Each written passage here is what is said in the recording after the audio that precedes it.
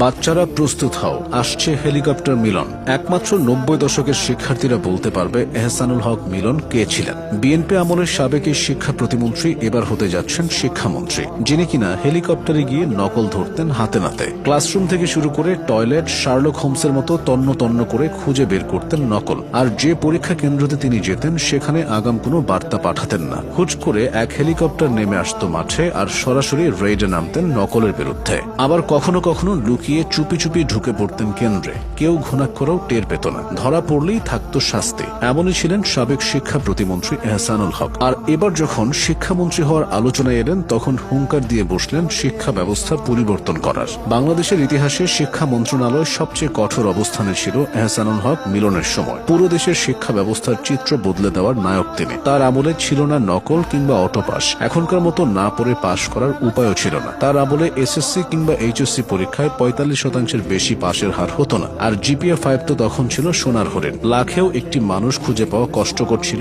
যে কিনা A+ কিংবা গোল্ডেন A+ পেয়েছে। নকল মুক্ত এবং অরিজিনাল মানসম্মত শিক্ষা কাকে বলে এহসানুল হক মিলন তা দেখিয়েছিলেন হারে হারে। 90-এর দশকে ভাইরাসের মতো ছড়িয়ে পড়া নকল নামক শিক্ষা ব্যবস্থার ক্যান্সারকে নিয়ন্ত্রণ করেছেন নিমিষেই। তার আমলে শিক্ষা ব্যবস্থায় এসেছিল বৈপ্লবিক পরিবর্তন।